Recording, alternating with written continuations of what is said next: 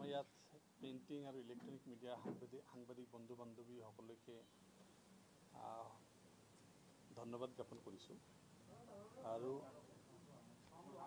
লাহে আছে না এতিয়া চব চাউণ্ড হয়।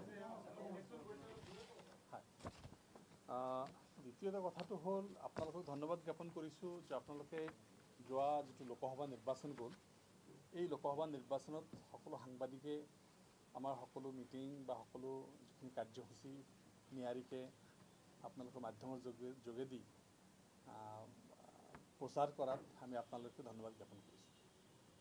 আজি মানে বেলেগ এটা বিষয় লৈ বহিছোঁ, আপোনালোকে নিমন্ত্ৰণ কৰিছোঁ। আমি যোৱা দুদিনৰ পৰা আমাৰ দুজন বিধায়কে, আলগাপুৰৰ বিধায়ক সুজামুদ্দিন লস্কৰ, কাটলিচাৰৰ বিধায়ক সুজামুদ্দিন লস্কৰ আৰু আলগাপুৰৰ বিধায়ক নিজামুদ্দিন চৌধুৰী দুজনৰ ছ'চিয়েল মিডিয়াৰ জৰিয়তে, প্ৰচাৰ মাধ্যমৰ জৰিয়তে বিভিন্ন কথা আমাৰ দৃষ্টিগোচৰ হৈছে। বিভিন্ন দল বিৰোধী কাৰ্যকলাপত তেখেতসকলে জড়িত থকাৰ কাৰণে, আৰু বিশেষকৈ আমি দেখিছোঁ যে আমাৰ এই দুজন বিধায়কে বিগত নিৰ্বাচনত আমাৰ দল বিৰোধী কাৰ্য কৰা বুলি বিভিন্ন অভিযোগ আহিছিল, কিন্তু শেহতীয়াকৈ তেখেতসকলৰ বিভিন্ন বক্তব্য, তেখেতসকলৰ বিভিন্ন ফোন ইন কথা বতৰাত এই বস্তুটো স্পষ্ট হৈ গ'ল, তেখেতে দল বিৰোধী কাৰ্যত জড়িত আছে। আৰু বিভিন্ন ধৰণৰ বেলেগ দলক, আমাৰ দলৰ বিধায়ক হৈ বেলেগ দলক সমৰ্থন কৰা, সহায় কৰা কাৰ্যবিলাক আমাৰ দৃষ্টিগোচৰ হৈছে। আৰু নিজামুদ্দিন চৌধুৰীৰ আমি যোৱাকালি কংগ্ৰেছৰ প্ৰেছিডেণ্টৰ লগত নিজা বাসভৱনত একেলগে প্ৰেছ মিট কৰিছে, সেইবিলাক কথাও আমাৰ দৃষ্টিগোচৰ হৈছে। এইখিনি কাৰণে দলে তেখেতসকলৰ বিষয়ে কাৰণ দৰ্শোৱা জাননী নোটিছ আমি দুজনলৈকে আমি অলৰেডি পঠাইছোঁ যে অহা 5 দিনৰ ভিতৰত তেখেতসকলক কিয় দলৰ পৰা নিলম্বন কৰা নহ'ব, এই কথাটোৰ ওপৰত বেছ কৰি আমি অলৰেডি শোকজ নোটিছ ইছ্যু কৰিছোঁ, যাতে সৰ্বভাৰতীয় সংযুক্ত গণতান্ত্ৰিক মৰ্চাৰ যি নীতি আদৰ্শ, আমাৰ যি দলীয় সিদ্ধান্ত, এই সিদ্ধান্তৰ বাহিৰত গৈ তেখেতসকলে কিছু কথা বতৰা পাতিছে, যিটো আমাৰ দলটোক যথেষ্টখিনি দলৰ ইমেজ, আমাৰ সভাপতি ডাঙৰীয়াৰ ইমেজ যথেষ্টখিনি ম্লান কৰিছে। সেইকাৰণে আমি দলে এই সিদ্ধান্ত ল'বলৈ বাধ্য হৈছোঁ। আজি আমাৰ বিশেষ বেলেগ ইমান বিতৰ্কিত কথা নাই বা বেলেগ কোনো বিষয় নাই। এই কথাটোৰ জৰিয়তে আপোনালোকক জনাব বিচাৰিছোঁ যে আমি আমাৰ দলৰ দুজন বিধায়কক আমি 5 দিনৰ সময়সীমা বান্ধি তেখেতসকলক শোকজ কৰিছোঁ, কাৰণ দৰ্শোৱা জাননী নোটিছ প্ৰেৰণ কৰিছোঁ। আৰু 5 দিনৰ ভিতৰত যদি সন্তোষজনকভাৱে কোনো এনচাৰ আমি নাপাওঁ, তেতিয়াহ'লে দলে বিহিত ব্যৱস্থা আমাৰ সংবিধানে দিয়া, বিশেষকৈ আমাৰ সংবিধানে দিয়া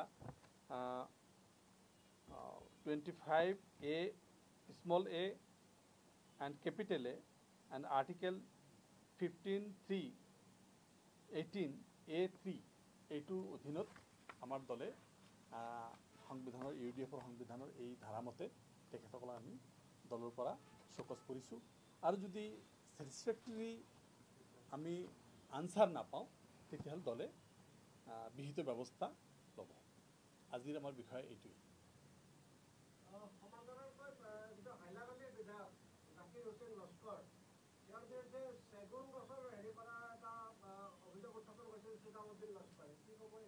আচলতে এই বিষয়টো তেখেতসকলৰ দুজন বিধায়কৰ মাজত কথোপকথন আমাৰো দৃষ্টিগোচৰ হৈছে, কিন্তু ইয়াত দল কোনো পধ্যে জড়িত হৈ উঠা নাই। যদি তেখেতসকলৰ দুজনৰ মাজত কিছু বাক্যবান হৈছে, দুজন বিধায়কৰ মাজত কিছু কথোপকথন হৈছে, ক'ৰবাত শালগাছ কাটিছে নে কি কাটিছে, এইটো এটা আইনগত বেপাৰ। এই বিষয়টো ফৰেষ্ট ডিপাৰ্টমেণ্টৰ দৃষ্টিগোচৰ হৈছে অলৰেডি। অসম চৰকাৰে যদি সেনেকুৱা কিবা এটা হৈছে ব্যৱস্থা ল'ব, কিন্তু এইটো দল জড়িত নহয়। সেইকাৰণে আমি তেখেতৰ বিৰুদ্ধে কোনো ধৰণৰ অনুশাসনমূলক ব্যৱস্থা ল'ব নোৱাৰিলোঁ। দল বিৰোধী কাৰ্যকলাপৰ কাৰণে বাকী দুজনৰ বিৰুদ্ধে ব্যৱস্থা লোৱা হৈছে। সেইটো যদি দলৰ লগত কিবা ডাইৰেক্ট ৰিলেটেড হয়, তেতিয়াহ'লে দলে সেইটো বিষয়ে চিন্তা চৰ্চা কৰিব।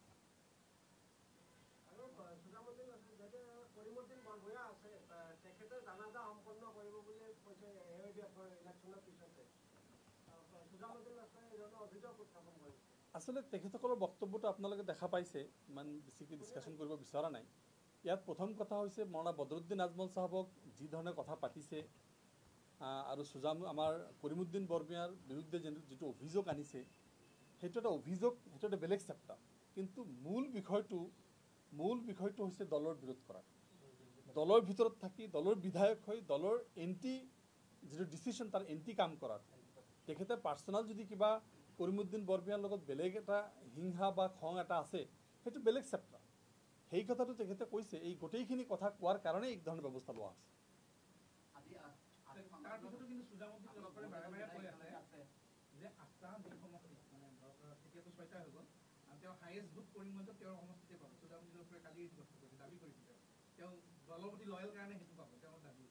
চাওক, তেখেতে কি দাবী কৰিছে সেই গোটেইখিনি কথা আমাৰ দৃষ্টিগোচৰ হোৱা নাই।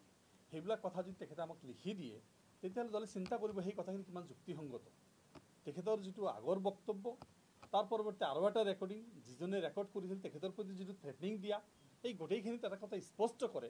আমি দেখিছোঁ কিছুমান কথাত AIৰ জৰিয়তে মানে এইটো টেম্পাৰিং কৰা বুলি তেখেতে উত্থাপন কৰিছে, কিন্তু আকৌ তেখেতে ছেকেণ্ড টাইম তেখেতক থ্ৰেট কৰিছে তুমি এইটো কিয় পাব্লিছ কৰিলা। That means it is truth. এই কথাটো কৈছিল এইটো সঁচা, এই কথাবিলাক ইষ্টাব্লিছ হৈছে। সেইকাৰণে আমি এইখিনি কৰিছোঁ। বাকী তেখেতসকলৰ আনচাৰটো আহিলে আমি সেইটো দলে বিবেচনা কৰিব যে তেখেতৰ যিখিনি যুক্তি দিব সেই যুক্তিখিনি কিমানখিনি গ্ৰাহ্য কৰিব পাৰি, কিমানখিনি আমি একচেপ্ট কৰিব পাৰি, সেই কথা দলে আকৌ বিবেচনা কৰিব।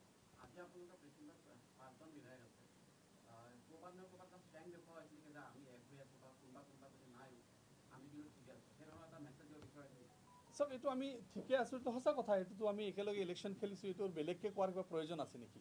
আমি নাই, এনেকুৱা বিভিন্ন সময়ত বিভিন্ন অভিযোগ আহি থাকে। দল সৃষ্টিৰ পিছৰ পৰাই আজি 7জন যাব, কালি 8জন যাব, কালি 10জন যাব, এনেকুৱা কথা আহি থাকে। তো আজি গুৱাহাটীত যিকেইজন বিধায়ক আছে আমি চবকে ইনভাইট কৰিছোঁ। ইলেকশ্যন খেলি চবেই গুৱাহাটীত আহিছে, তো নিজৰ সমষ্টিৰ কামবিলাক কৰিবৰ কাৰণে গুৱাহাটীত আহিছে। যিকেইজন আহিছে তেখেতসকলক ইনফৰ্ম কৰিছোঁ, গোটেইখিনি আহিছে। এইটো বেলেগকৈ শক্তি দেখাৰ কোনো প্ৰয়োজন আছে বুলি মই অনুভৱ নকৰোঁ।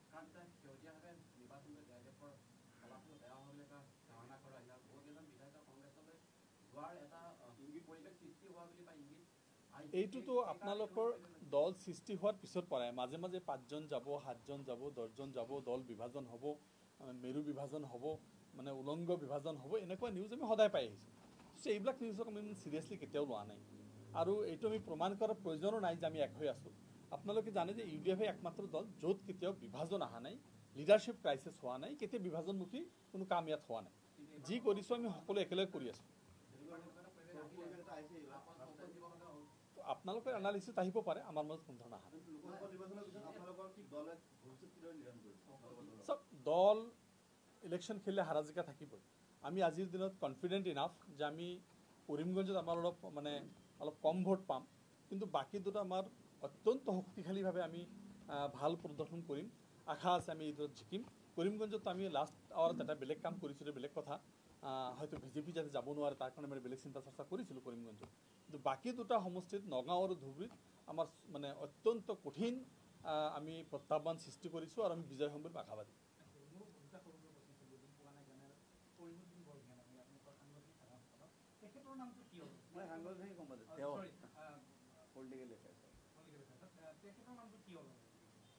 মূল কথাটো হৈছে কৰিমুদ্দিন বৰভূঞা ডাঙৰীয়া সেই অঞ্চলৰ তেখেত এজন বৰাকৰ নেতা, আমাৰ দলৰ এজন সাধাৰণ সম্পাদক, এজন শক্তিশালী নেতা।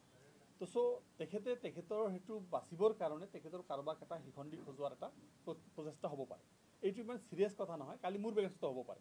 সেইদিনাখন দেখা পাইছে আপোনালোকে 6জন বা 7জন বিধায়ক দলেৰি যাব, 1 নম্বৰত মোৰ নাম দিছে। আপোনালোকে প্ৰত্যেকে চিন্তা কৰকচোন, মই যাব পৰা বিধৰ মানুহ নেকি? এই দলৰ 20 বছৰত একদম খুঁটিৰ নিচিনা আমি আছোঁ, আমাকো টাৰ্গেট কৰা হৈছে। তো এইটো ৰাইট টু এক্সপ্ৰেছ চবৰে আছে, প্ৰত্যেকটো মানে সংবাদ জগতৰ প্ৰতিটো ব্যক্তিৰ কোৱাৰ অধিকাৰ আছে। তো আমিতো বাধা দিয়া নাই।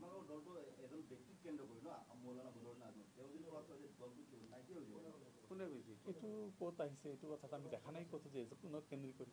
মৌলানা বদৰুদ্দিন মানে ডেম'ক্ৰেটিক মানুহ, কোনো সিদ্ধান্ত অকলশৰীয়াকৈ নলয়, সকলো সিদ্ধান্ত আমালৈকে ঠেলি দিয়ে, আৰু আমি যি সিদ্ধান্ত লওঁ সেইটো দলৰ চূড়ান্ত সিদ্ধান্ত হয়। তো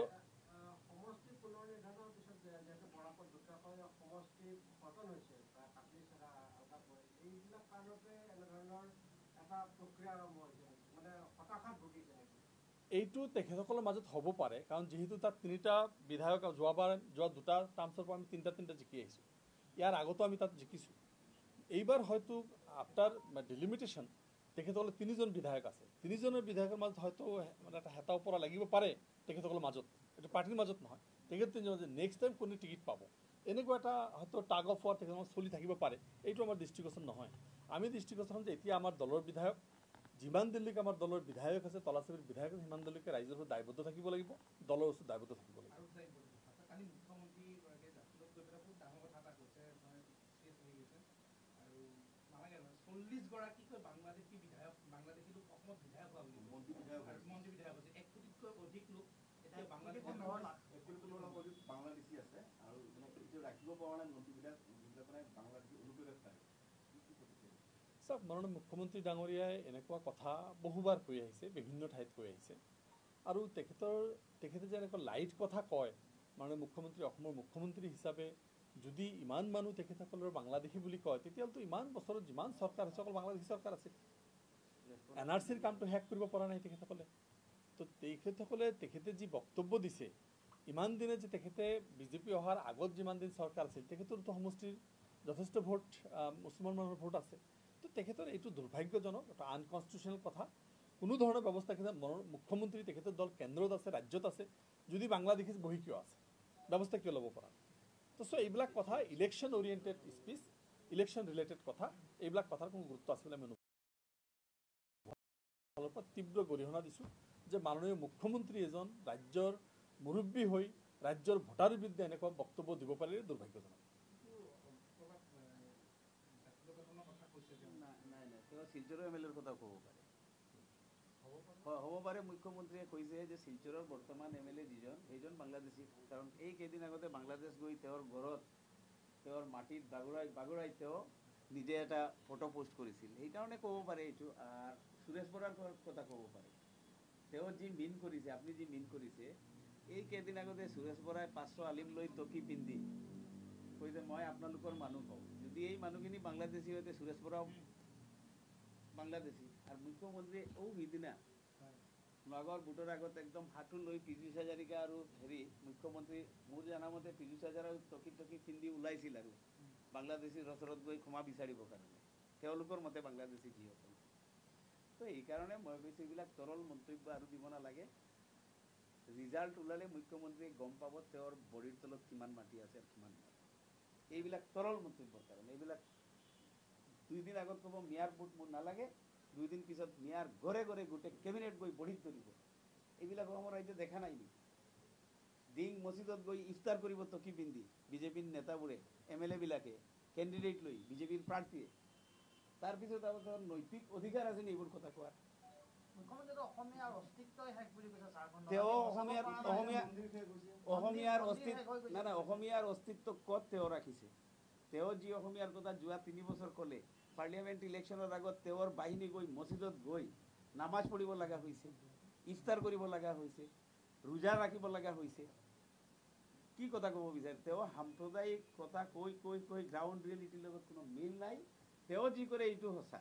সুৰেশ বৰা মছজিদত গ'লে ভাল, জিতু গোস্বামী মছজিদত গৈ টকি পিন্ধিলে ভাল, তেওঁ গৈ মিয়াৰ ওচৰত হাত জোৰ কৰি ক্ষমা বিচাৰিলে ভাল। আৰু যদি মানুহে নিজৰ অধিকাৰ লৈ কথা কয়, মুছলমান মানুহে, তেতিয়া বাংলাদেশী। কি কথা কৈ আছে? আচলতে মূলতঃ কথাটো হৈছে মাননীয় মুখ্যমন্ত্ৰী ডাঙৰীয়া এটা হতাশাত ভুগিছে। তেখেতে 14 বছৰ অসম চুক্তি ৰূপায়ণ মন্ত্ৰী আছিল আৰু অসম চুক্তি ৰূপায়ণ মন্ত্ৰী থাকি 14 বছৰ এই সমস্যাটো সমাধান কৰিব নোৱাৰিল।